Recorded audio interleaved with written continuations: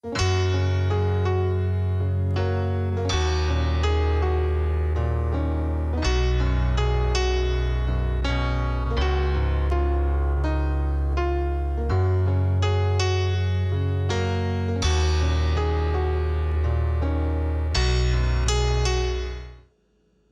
morning, Evelyn McKnight, One Arm University. We're going to be talking about kitchen organization today, specifically some kitchen tools, kitchen gadgets. Life is hard enough with the use of just one hand, one arm. So any way we can reduce frustration, that's an important thing to do. And I find it very frustrating to be rifling through a drawer full of tools trying to find the specific one that I want. So what I did was to take all of those tools, all those gadgets, utensils, spatulas, everything, and put them on my kitchen counter and look at them one by one by one by one. And if they're things that I hadn't used for a long time, and there were considerable, then I just gave them a toss. Said, okay, I've lived all this time without them, I can continue. I can consolidate and use fewer tools. So that really eliminated maybe about a third of all those things that I had. And then I pulled out the bulky ones, the ones that don't fit well in a pull-out drawer. And I put them in one place. For example, the knives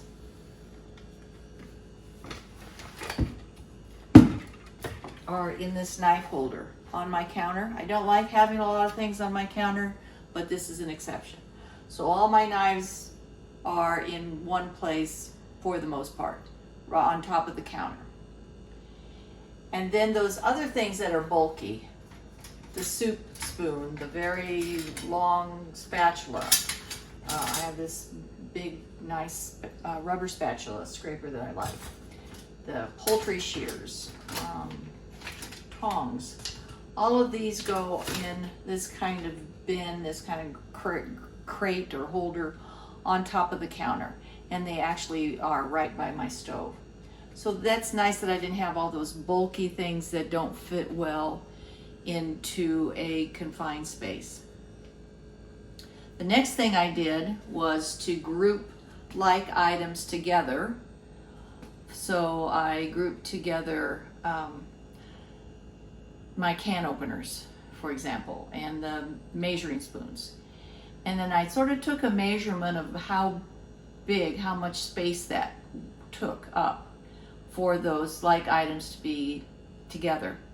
Then I went to Bed Bath & Beyond and bought some bamboo holders at the size that was best suited to that measurement.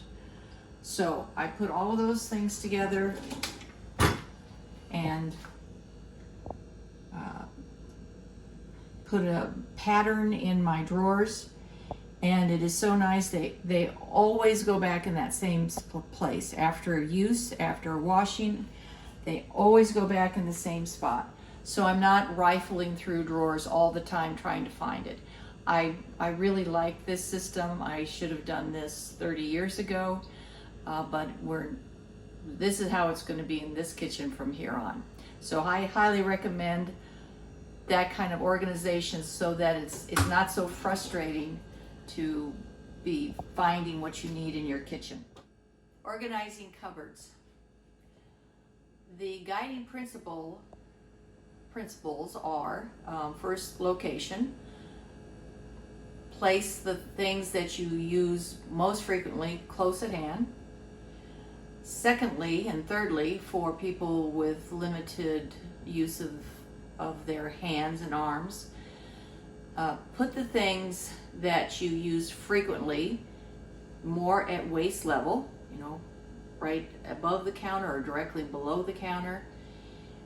But keep in mind the things that are heavier should be lower, and instead of trying to reach something way up high that's very heavy, a heavy crock pot,